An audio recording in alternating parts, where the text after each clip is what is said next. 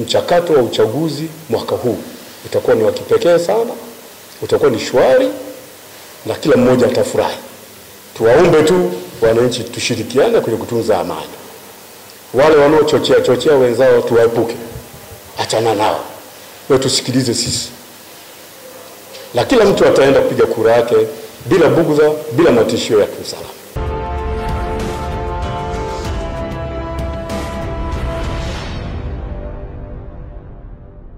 Akizungumzia suala zima linalohusiana na uchaguzi mkuu wa Tanzania, kamishna msaidizi mwandamizi Daniel Shila amewahakikishia wananchi kuwa jeshi la polisi wamejipanga vizuri. Uchaguzi wa mwaka huu utakuwa na utulivu wa kutosha na amani, na kila mmoja ataweza kufanya uchaguzi wa amani bila changamoto za kiusalama. Ameyasema hayo katika kituo cha polisi Madema kilichopo mkoa mjini Unguja katika kikao na waandishi wa habari chenye lengo la kuwataka waandishi hao kutumia kalamu zao vyema, hususan katika kipindi hiki kuelekea uchaguzi mkuu. Napenda kutumia fursa hii kuwapa taarifa wananchi wa Zanzibar kwamba sisi kama jeshi la polisi tumejipanga vizuri.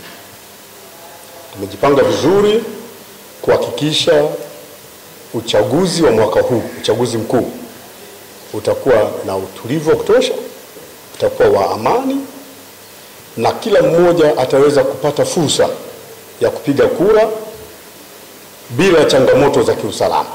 Mwaka huu sisi jeshi la polisi tumekusudia kuwaonyesha wananchi jinsi uchaguzi unavyoweza kufanyika kwa amani. Na tumejipanga vizuri kuhakikisha swala hili litakuwa shwari kabisa, ili kila mmoja afurahi, akapige kura, arudi nyumbani kupumzika na kumchagua mtu anayempenda. Na hili la amani ni jambo mtambuka, linatuhusu sisi kama vyombo vya ulinzi na usalama, lakini vinawahusu wananchi ambao ndio wapiga kura wenyewe. Ama wananchi kwa ujumla tunapaswa kukumbuka na kuzingatia mambo muhimu sana yanayohusiana na swala la amani. Nilikuwa nazungumzia shughuli za siku hiyo. Cha kwanza, shughuli namba moja, napenda kuwaomba wananchi wote wa Tanzania, hasa Zanzibar, siku hiyo kazi namba moja ni kwenda kuwachagua viongozi, kwa sababu siku hiyo ndio tunabuku hatima yetu ya mbeleni. Usipochagua viongozi, maana yake huenda hizo shughuli zako zikaishia siku hiyo hiyo, kesho hazitakuwepo kwa sababu hutakuwa na viongozi. Kwa hiyo cha kwanza, hakikisha umepiga kura. Ukishapiga kura ndio shughuli zako zingine zitajiendeleza kwa kadri utakavyoona fursa inavyokuruhusu. Lakini cha kwetu si kutangaza tu kwamba patakuwa shwari. Lakini jitahidi sana, cha kwanza ukiamka wewe, familia yako, watoto wako, mkapige kura. Muondoe kwanza kazi namba moja ya siku hiyo. Na vituo vyetu vitafunguliwa mapema sana. Nenda wahi foleni yako, ukishapiga pale basi unaendelea na shughuli zako utakazoziona za kuruhusu, madam patakuwa shwari, utaweza kuendelea. Amesema suala la amani na utulivu linasababisha mtu kufanya majukumu yake bila kuathiri hali ya maisha, pamoja na kutoa rai kwa wananchi kuwaomba wawe ni wenye utulivu na kusubiri matokeo, kwani Tanzania ni moja ya mfano kwa nchi zenye vurugu. Swala la amani na utulivu linatusababisha sisi wote tufanye shughuli zetu bila dosari, bila kuwa na hofu, bila matishio ya kiusalama. Kwa maana nyingine, kama mtu anauza vitu vyake sokoni, ataenda kazini kama kawaida, atapiga kura, ataenda kwenye shughuli zake. Kila mtu ataenda na shughuli zake bila kuathiri hali ya maisha, kuanzia kwenye ngazi ya familia au ngazi ya mtu mmoja mmoja, ngazi ya familia na ngazi ya jamii kwa ujumla. Kwa hiyo tunatoa rai kwa wananchi wote tuone umuhimu wa kuweka amani siku hii, ama katika kipindi hiki ambacho tunaendea cha kupiga kura, na wakati ule kutangaza matokeo, na hata baada ya kutangaza matokeo. Na tunaweza tukaangalia mifano nchi mbalimbali zinazotuzunguka, jinsi ambavyo walichezea amani, lakini wamekuwa wanakimbia, wanatanga na njia.